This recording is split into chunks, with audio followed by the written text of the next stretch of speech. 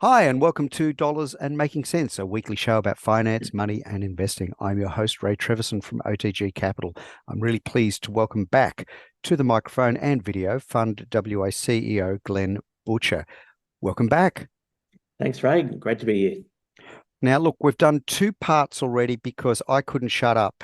I was listening and watching the video of the previous two shows, and my editor came over and said, "Did you let the other guy talk at all?" And so I'm determined this time around to let you do most of the talking, ladies and gents, because I'm guilty as charged. I love this space because I used to be in it.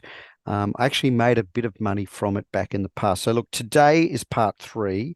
And depending on how we go, Glenn, I definitely want to have you back on the show because I'd like to talk some specific projects that, for example, FundWA are potentially doing.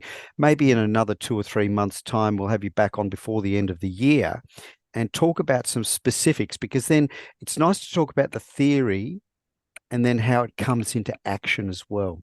So, what I wanted to do today is cover off some terminology in the venture capital ecosystem. And so, we talked a bit about this in parts one and part two. So, first off, can you explain to the audience what a term sheet is?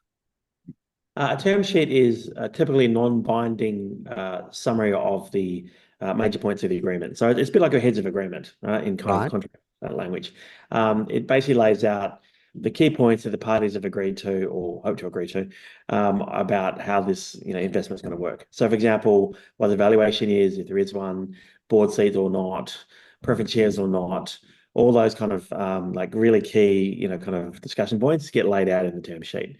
And like a good term sheet should cover all those points so there's no disagreement when it comes time for lawyers to draft agreements later. Right. So when you see a term sheet, though, does that normally apply to one investor or multiple investors? So normally it's investors are offering the term sheet to the companies. Oh, it's the Um, other way around. yeah, so the investors issue the term sheet. A lot of term sheets actually are confidential. Like people don't like it if their terms are shopped around, to others. I think they fear they're going to get gazumped, kind of like a as an investment group, oh, well, they offer these terms, so therefore, you should match that. I think that term sheet should, in fact, probably generally be confidential unless both parties have kind of agreed that it can be shared. Otherwise, It's it's fascinating because I run a wholesale fund, and so when we push out an information memorandum, which is a term sheet in of itself, we're saying to our potential investors, here are the terms and conditions. And because I'm in fixed income, so I have a coupon rate, I have a maturity date, and all that kind of stuff. So in the same way, you're saying to the potential founders and these technologists, okay, here's how you can have your money, and here's the terms and conditions. That's really what the term sheet's about. absolutely, yes. It's actually quite similar. It's just a summary of the overall situation. It's actually not binding. It's the legal document, the subscription agreement, shareholders agreement, constitution, the actual transaction documents that actually form part of the binding piece. But it's the fundamental terms. You should be able to agree or disagree based on what's listed in the term sheet. Okay, so when these term sheets are first laid out, is there much argy-bargy when it comes to, the discussion of the terms and conditions? Absolutely, it's very common to negotiate over the term sheet. The term sheet really lays out the terms of the negotiation. I want this. Let's see what your kind of countervailing opinion is. A lot of the time, the actual individual terms will sail through. There's no particular problem over individual terms. But the what's written in the term sheet then becomes okay. So you said X. I want a slight variation of that. Let's discuss that. That's why term sheets aren't binding until you kind of get to the final point. That said, it's pretty common for the term sheets to be or to negotiate before you actually issue a term sheet. We're thinking this. What do you think? Great. We'll put that number in the term sheet. But not every term is necessarily negotiated beforehand. So when people see the term sheet, sometimes they go, "Oh, actually, hang on a minute. I want to change that particular term and actually have a different point around that." And that's perfectly fine. Like as a startup or an investor, you're both trying to get to a meeting of the minds here around what does a good deal look like. And some of those terms can be missed, forgotten, let go, ignored. You don't necessarily need to have that. It's not core to the actual agreement there. And so the parties can say, you know what, we can delete that term, from the term sheet. I guess going back on my own time when I was involved in VCs and we were trying to raise funds 25 odd years ago at a very, very different time in the market cycles, valuations was where the big argy-bargy was happening. That's where the big fist fights were always. Oh, the Mhm. company's worth X. No, it's worth 5X. And so much around the term sheet really Mhm. had to come back to an agreement or some sort of common ground that the actual valuation of, if the VC or the investor is buying a piece of that company, how much they're going to get for X amount of dollars was always what I saw the biggest fights about. Is that still the same case? Absolutely, right? People go straight to that number, and that's the number they want to negotiate. So nothing's changed at all. Nothing's changed. Well, I mean, there are now more convertible notes, and certainly safe notes become quite popular at very early stages because of this reason, right? It just avoids the whole evaluation question. Yeah, Frankly, I'm not a big fan of convertible notes, but I think it's worthwhile. Let's just take a side discussion there. Can you explain to the listening audience what a convertible note is? so a convertible note is a loan instrument that says the investor will loan money to the company, which will later convert, hence the convertible part, to equity under a certain set of conditions, and normally has an interest rate associated with it. But each convertible note is a unique document. Right? Mm. Each one is drafted by lawyers separately as a here is the terms for this particular convertible note.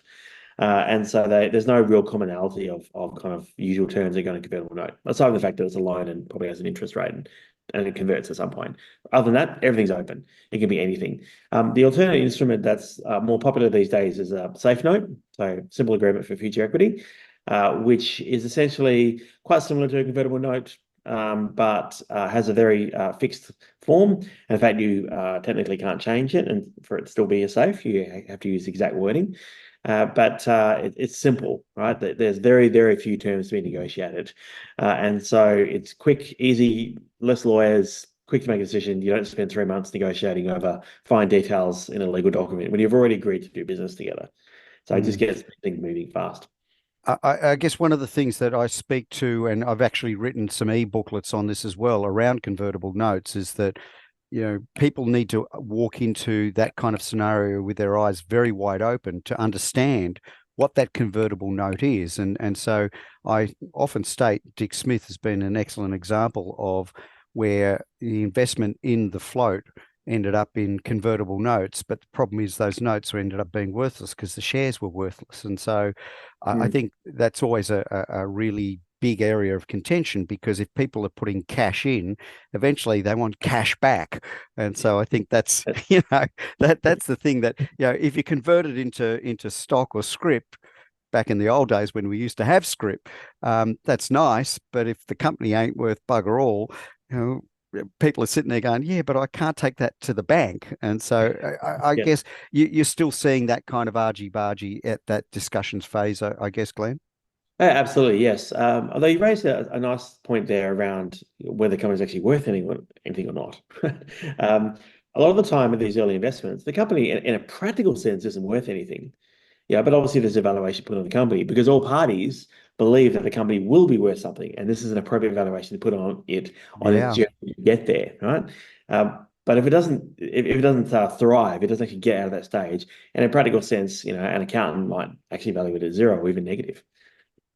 Yeah. Again, when you look at a balance sheet, a P&L will look at certain things like line expenses, a company vehicle, or a corporate desk, or an office space or whatever. But the big thing about in kind and I guess that book value of what a company is potentially worth is always going to be up for a lot of discussion, particularly at those early phases. And I just remember my own experience. Okay, so term sheets are a big element, but I'm just curious, do you attend events then, Glenn, when people are looking to raise capital? And we talked about this in the previous couple of shows, pitching events. So this is where people will actually, and I've watched in Sydney where, that's where we met. We're at a Mhm. pitching day and people were out there every 5 minutes doing a pitch. And I must admit, by mid morning, I was punch drunk. Um, Yes. but part of what they're saying is, okay, we want to raise a couple of million at this kind of valuation, yada yada yada. Again, is that a very common way of doing things, or are people taking back to first principles and trying to talk a lot before you go out to a general public environment like that? So pitch events are still quite common. I'm actually not really a fan of short duration pitch events, as in where the person doesn't get a lot of time to speak. Yeah. And the reason why is because it's very hard to get across a good story in that kind of time period, right? You really just hitting the points of like what industry you're in, really, like the most fundamental kind of points, and that's really all you're getting. It's very hard to, as an investor, to really like suss out the person without giving them more words, at least 5 minutes, to talk, right? And you go, okay, I get a bit what this person's about now. Otherwise, you kind of go, all right, I guess I'm interested in the space and I might go talk to them, but you don't get much of a sense about the people behind the company. Yeah, I've often said brevity is rewarded, but sometimes you'd like, and particularly when you're dealing with founders who have put their heart and soul and potentially their life on the line trying to raise capital to get their company and their tech up and running. And to be given such a short amount of time to pitch to people and say, please believe in me, that's a tough call, isn't it? It's a very tough call, yes. Mm. Okay, well, look, we're just about at half time. And again, uh, I think it's valuable to note, ladies and gentlemen, that Glenn, being in WA, does come over to the East Coast a bit. And again, it's just one of those interesting things that doing this show, we're hoping people will get a bit more of an appreciation. So, look, when we come back, we're going to talk a little bit about exit strategies because that's about when investors have been along for the ride and then what happens when we're towards the end of it. So, I guess from that perspective, let's take a short break. We'll be back in just a moment. You're here on Dollars and Making Sense, and we'll be back with Glenn Butcher in just a moment. Hi, and thank you for listening to Dollars and Making Sense, a weekly radio program about finance, money, and investing on Radio Northern Beaches and nationally on the Community Radio Network around Australia. The views, comments, and opinions aired during our program should not be construed or viewed as financial advice. Any commentary is general advice only and does not take into account your objectives, financial situation, or needs. You should consider whether the advice is suitable for you and your personal circumstances. If in doubt, you should contact an authorised licensed financial planner. We welcome questions and feedback, and you can get in touch with us via our blog, social media channels, or email. Please search for Dollars and Making Sense in your favourite podcast platform or check out our blog at otgcapital.com.au/blog.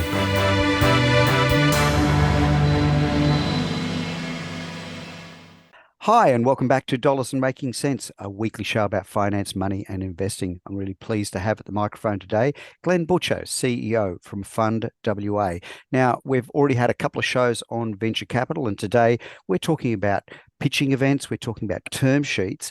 Now, Glenn, one of the things I wanted to, I guess, round out our discussions, because I do want to have you back on the show eventually, and we're going to talk a little bit more specifics about what FundWA does. But today we're still covering off the basics of Venture Capital 1.01. And so, we're now talking about investors. They've gone and talked to founders. They've talked term sheets. They've done the argy-bargy of, I think it's worth this much. No, I don't think it's worth that much. And then they finally decide on a number and say, okay, here's some money. So what happens then? Well, ideally, the company succeeds, and in some future date, there's some kind of period where the company succeeds. There's some interaction between the founders and investors along that journey, and exactly how the interaction works is very variable. Like, there's no standard there. It can be anything from they never talk again to they actually talk every day. When you say never talk again, is that a good thing? Do you say that in a good way or a bad way?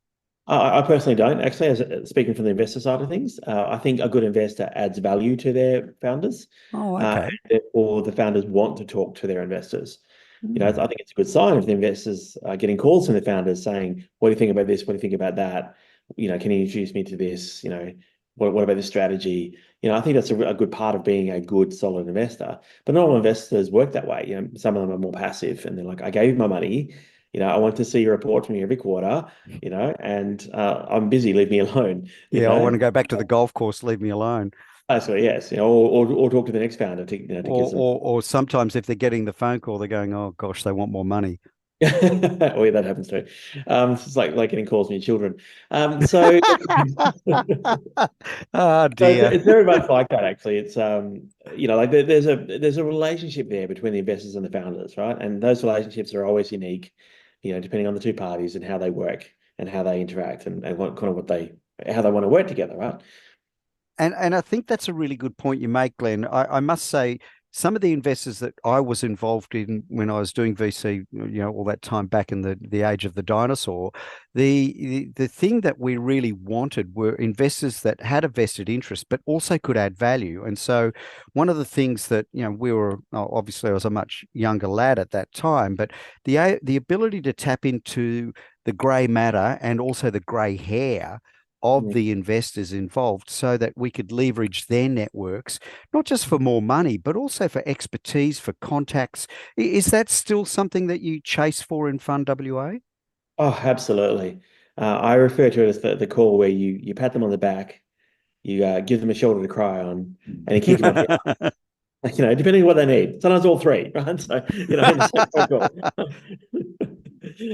Because it's a rough road out there, right? And being a founder is tough. And one advantage I think a good set of investors is that they have lived that journey before, and they have some insight about what it is like to be a founder, and kind of can jump across the aisle and kind of sit on the founder side for a while and go, okay, well, let's think about this from your point of view, and actually kind of give them good advice around how to handle a situation, how to hire someone, how to fire someone, which strategic decision to make, whether to take money from this other person or not. All these kind of questions that come up in the life of a company. You really want the investors to actually be there and go, well, based on my experience and my knowledge, and I've done this more than a few times, here's basically how I'm thinking about it. Right? Yeah, I must say, again, from personal experience, the kind of investors that we liked were the ones that had done it. And the worst thing that I think that this space potentially generates is somebody from, let's say, a property environment where they're used to the returns and the I guess the ecosystem that they operate, and then they walk into this environment of venture capital and founders and software or innovation, and it's a very, very different world, very different people, very different dynamics. And I must say, one of the things that when we were looking for capital, we wanted people that were like-minded, not just for the industry contacts, but also for a level of understanding that you didn't have to spell it out A, B, C, D, E. You could sort of say A and they got to Z very, very quickly. And that I think, like you say, people that have got the wrinkles and the grey hair and have done the founding and the hard yards, they have a very different appreciation of this entire process to, let's say, a real estate investor, don't they? They do, although I think one nuance there, and I have to be careful as an investor actually, is that this company in this situation, that market, that industry is different. So, or even just the time is different. I did that 15 years ago. Well, it was 15 years ago, and things have changed. Yes, And so haven't you got to they? be careful investor that you have that experience, but ultimately it's still up to the management of the company to actually make the decision to be the managers, and they should take on board what you say. But they have to live in their own experience about what's happening in their world as well. So let's talk a little bit about exit strategy. So let's say the investors have put their money in. It's 2, 3, 4 years down the track, because I think if anybody's expecting their money sooner, they need to, certainly from, again, my experience, even in this very fast and tumble world, things don't happen that fast. And so let's talk about exit strategies. What kind of exit strategies are you normally seeing in your day-to-day thing that you do at FundWA? Well, I think that you actually organize your exit strategy before you invest. So it's alignment of interest there between the investor and the investee. So I have said no to investments where I don't think the investee wants what I want. Oh. Right? So I don't think they want to exit. I don't think they want to give me an exit, even if they want to stay on. I think they Right. want to exit too soon. I think they want to exit too late. I think they don't want to grow a big business. They want to keep a very tightly controlled business that's small and under their thumb. These are all reasons for me to say no. But it's not aligned there. And so you say 2 to 4 years in. I say actually it's actually on like year zero we actually make that, right? And make or break that is actually in the conversations you had at that point to say, what do you want to do? What do you want to achieve? What does success look like for you? What are your dreams here? And obviously the journey changes, like whatever people plan is obviously never really not what actually happens. But if you don't start with a place of alignment, you have no chance, I think, because you'll always end up 2 to 4 years in and go, great. So I'm now starting to think about what I want to do in terms of my exit. And the founder's like, exit? Why would I want to exit? No, sorry, we're holding on here.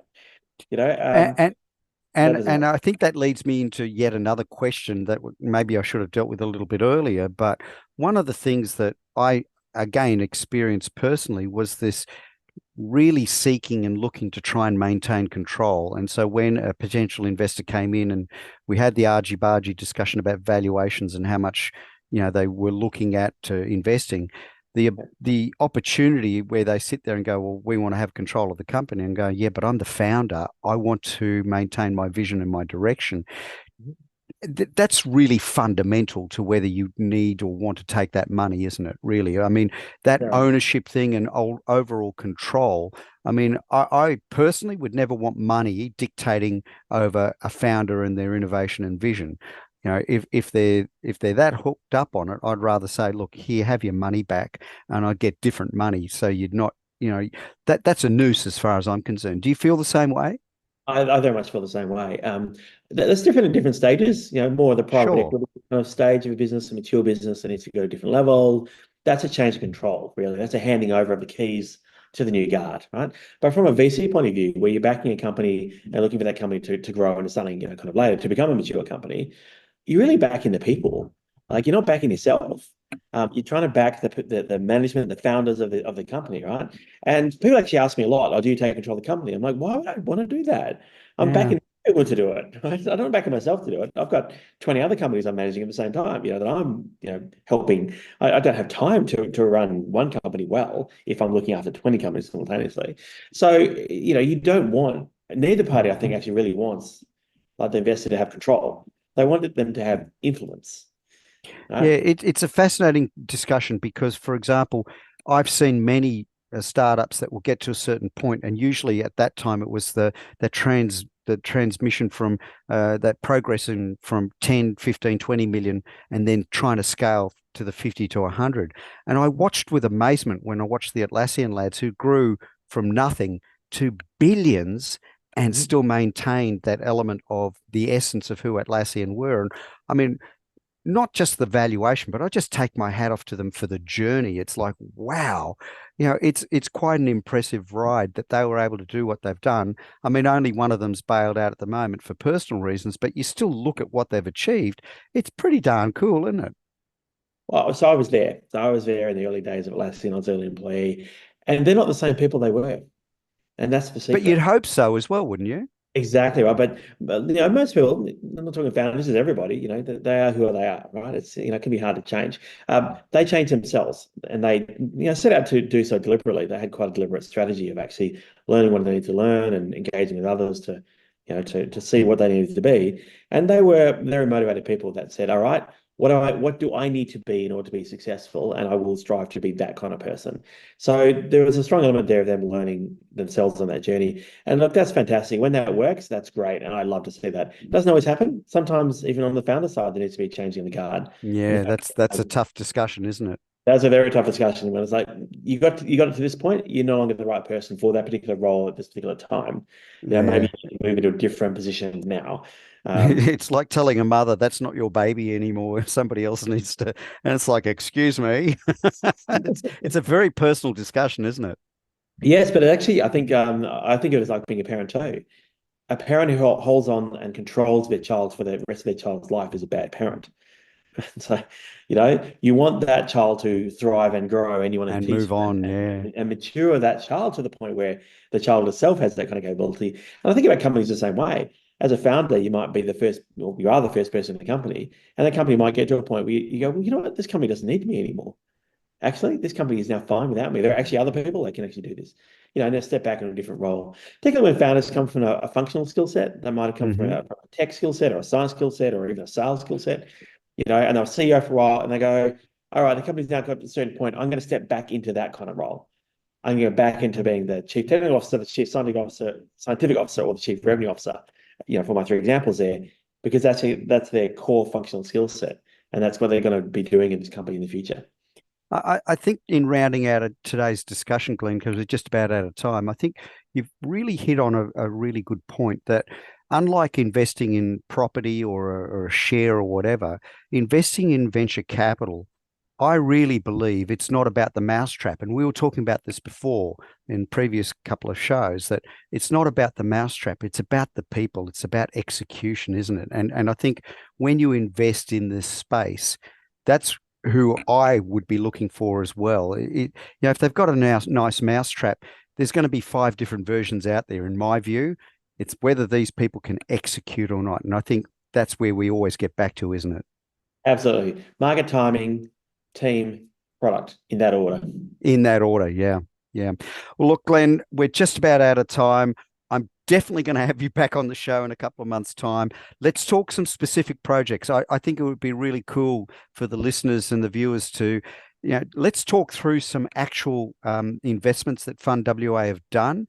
Not just the success stories. Let's talk about some failures as well, because I think they're interesting because you learn a lot from them as well. So look, Glenn Butcher, CEO from FundWA, it's been a real pleasure having you on the show. I think you've talked a lot more than I have this time around. So that's good news for the listeners. You haven't had to listen to me, ladies and gents, too much. Glenn, thank you so kindly for being on Dollars and Making Sense. Thanks, Ray.